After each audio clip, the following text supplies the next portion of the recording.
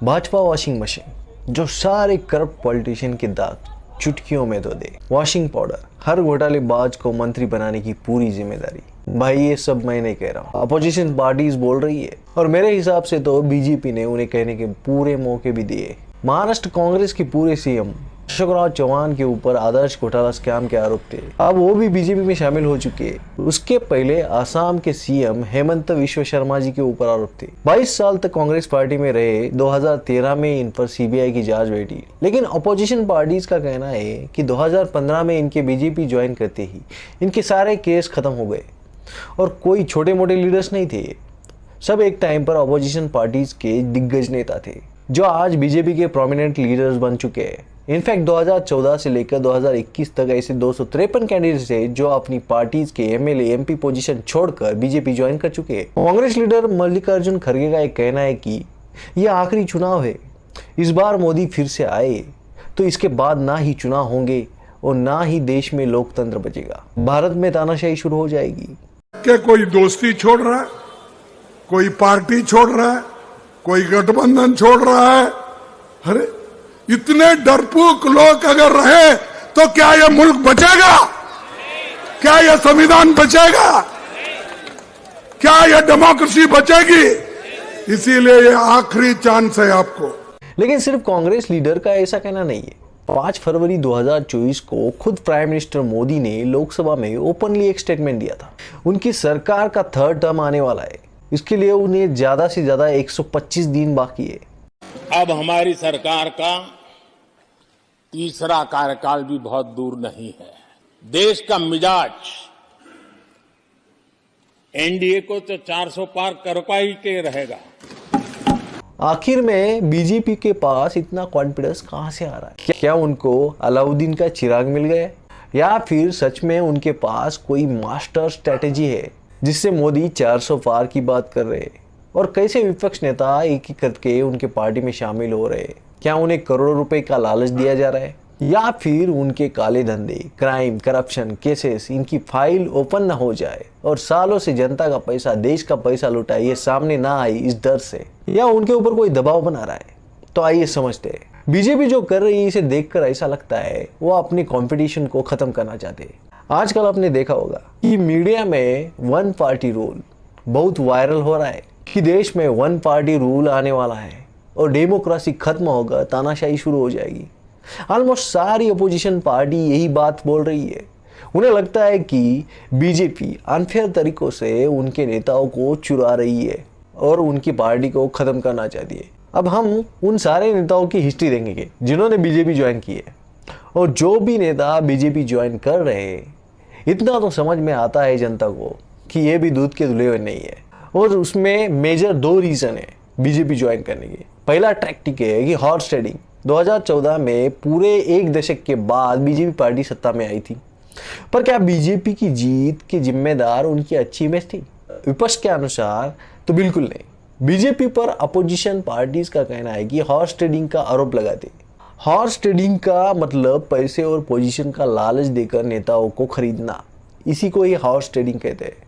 चलो इसे समझने के लिए 3 ऐसे प्रोमिनेंट बड़े लीडर्स के केसेस को हम समझते हैं।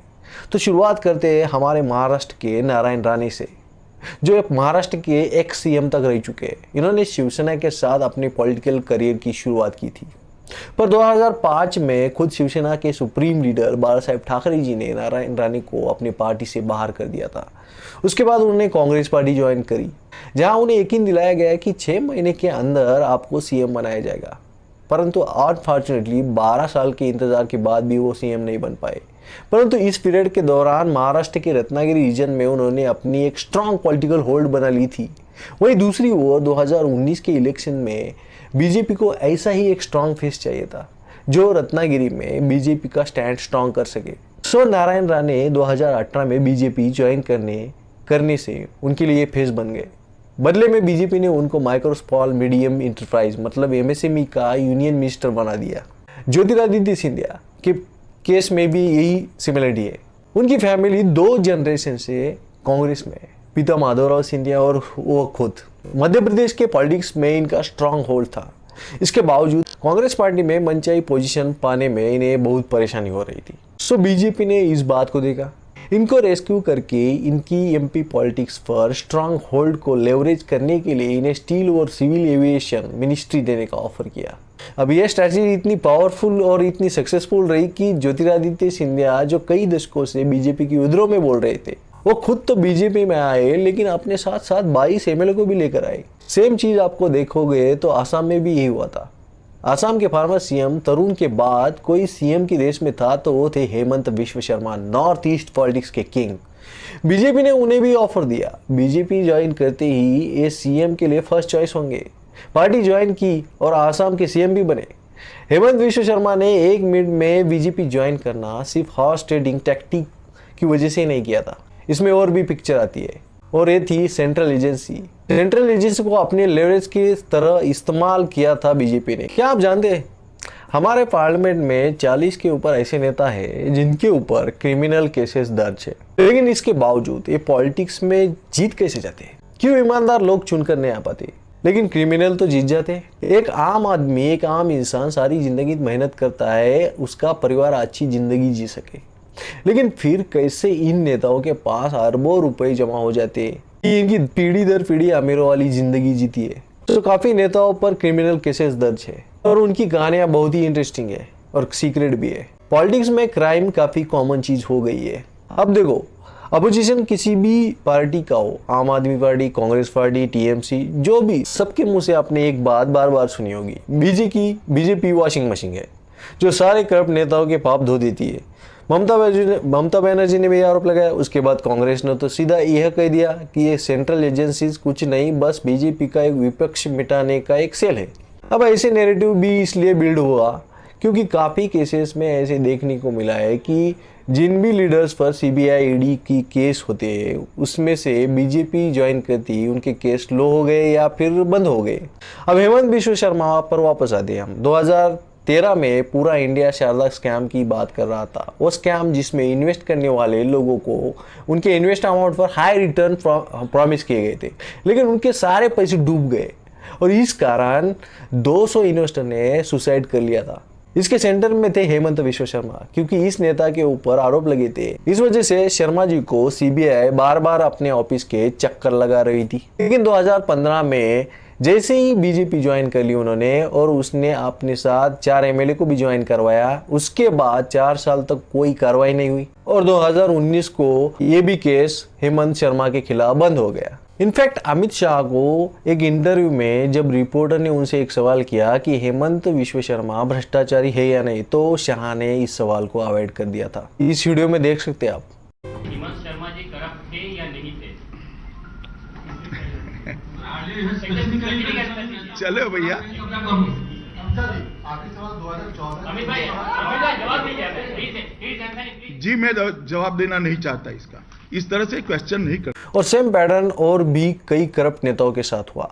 महाराष्ट्र में हमेशा state party Shiv Sena NCP strongest political party रही है, परंतु आज आप देखोगे कि दोनों भी पार्टी के टॉप नेताओं ने अपनी अपनी पार्टी छोड़कर बीजेपी ज्वाइन कर लिया है। जैसे एनसीपी के अजित पवार, एनसीपी में शरद पवार के बाद अजित पवार का नाम आता है।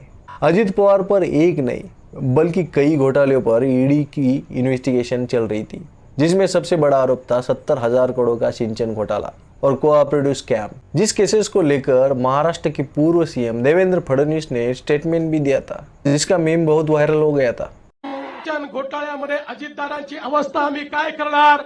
आमचे नाथाभाऊ खडसेंच्या भाषेत सांगायचं झालं तर आमचं सरकार आल्यानंतर अजितदादा चक्की पिसिंग पिसिंग पिसिंग एंड पिसिंग। लेकिन 2 जुलाई 2023 को जैसे ही अजित पवार ने महाराष्ट्र में बीजेपी और शिवसेना वाली गवर्नमेंट से हाथ मिलाया, वैसे ही तुरंत फडणवीस जी ने सब कुछ भुलाकर उनके साथ डेप्यूटी सीएम की चेयर को शेयर कर लिया और सेम चीज देखने को मिली। जनवरी 2024 में अजित पवार को 25 साल पुराने केसेस में सिर्फ 6 महीने में बाइज्जत बरी कर दिया। शिवसेना के प्रताप सरनाइक के साथ कॉमेडी हो गया। 2020 में ईडी के रडार पर थे और बार बार ऑफिस के चक्कर लगा रहे थे। इन पर टॉम्स ग्रुप को एक गवर्नमेंट प्रोजेक्ट देकर इन्होंने 7 करोड़ घूस खाई थी। लेकिन 2022 में इनके बीजेपी से जुड़ते ही सिर्फ 2 महीनों में इनका केस खत्म हो गया और ईडी के इकोनॉमिक्स ऑफेंस ने केस क्लोज करने का क्या रीजन दिया पता है आपको? कि पूरा केस एक गलती था। सेम पैटर्न वेस्ट बंगाल में भी हो गया। शुवेंदु अधिकारी टीएमसी पार्टी के फाउंडर मेंबर थे। नारा न्यूज ने एक स्टिंग ऑपरेशन किया जिसमें शुवेंदु और 3 टीएमसी पार्टी के मंत्री एक कंपनी से रिश्वत ले रहे थे। लेकिन नारा न्यूज ने ऑपरेशन का खुलासा 2016 के बंगाल इलेक्शन के वक्त पब्लिक किया, जो बहुत वायरल हुआ। उस समय शुवेंदु को अरेस्ट जरूर किया था। 2020 में जैसे ही उन्होंने बीजेपी ज्वाइन किया और 2021 की इलेक्शन में ममता बनर्जी को नंदीग्राम सीट से हरा दिया और उसके बाद नारा न्यूज केस में जो एफआईआर था उस एफआईआर से नाम ही गायब कर दिया गया। इसलिए ममता बनर्जी बीजेपी को वॉशिंग मशीन बोलती। अब हम बात करते हैं कि बीजेपी जनता के माइंड से कैसे खेलती है और अपोजिशन लीडर को पप्पू कैसे साबित करती है। अब एक काम करो, यूट्यूब पर जाओ और राहुल गांधी नाम लिखो तो आपको उनकी न्यूज स्पीच, इनके सजेशन कम दिखेंगे और राहुल गांधी के funny moment, funny speech, comedy, इस तरह के टाइटल दिखेंगे। और गूगल पर जाकर राहुल गांधी मीम लिखिए तो पूरा भंडार आ जाएगा। तो ये देख के लोग राहुल गांधी को पीएम कैंडिडेट के तौर पर सीरियसली कैसे लेंगे। और इसके पीछे सबसे बड़ा रोल बीजेपी का ही है। 2014 के इलेक्शन में एक तरफ बीजेपी ने डिजिटल कैंपेन के द्वारा और मीडिया के द्वारा मोदी को हिंदू नेता, सुप्रीम लीडर इस तरह से प्रेजेंट किया और दूसरी तरफ सबसे बड़े अपोजिशन लीडर राहुल गांधी को एक जोकर की तरह पेश किया, जिस कारण जनता राहुल गांधी की बातों को सीरियसली ना ले। उनको लगे कि ये कुछ भी बोलता है, पप्पू है। एग्जाम्पल के तौर पर समझते हैं, राहुल गांधी की स्पीच आधी अधूरी कट करके जनता के सामने प्रेजेंट की जाती है। आपने वो वीडियो तो देखा होगा आलू वाला। इस साइड से आलू डालो, उस साइड से सोना निकालो, इतना पैसा बनेगा आपको पता नहीं होगा क्या करना है पैसे का। आलू के किसानों को कहा ऐसी मशीन लगाऊंगा, इस साइड से आलू घुसेगा, उस साइड से सोना निकलेगा। इस साइड से आलू डालो, उस साइड से सोना निकालो, इतना पैसा बनेगा आपको पता नहीं होगा क्या करना है पैसे का। मेरे शब्द नहीं है, नरेंद्र मोदी जी के शब्द हैं। बीजेपी ने इंडिया अलायंस के साथ भी यही किया। इंडिया अलायंस के मास्टरमाइंड नीतीश कुमार थे। बीजेपी ने उनको अपनी तरफ खींच लिया और उसके बाद इंडिया अलायंस का गठबंधन जो है कमजोर पड़ गया और 2024 के इलेक्शन से पहले ही बीजेपी ने अपनी दावेदारी को मजबूत कर लिया। तो बीजेपी की ये जो स्ट्रेटेजी है और ये सारे जो सत्ता में जो पक्ष होते हैं, जो रूलिंग पार्टी जो होती है वो करती है, लेकिन जो बीजेपी कर रही है, आपको इस संदर्भ में क्या लगता है आप मुझे कमेंट करके वो बता सकते हैं। और जो हमारे देश में जो चल रहा है के बारे में आपकी क्या राय है वो भी कमेंट कर सकते हैं आप मुझे। तो धन्यवाद मित्रों।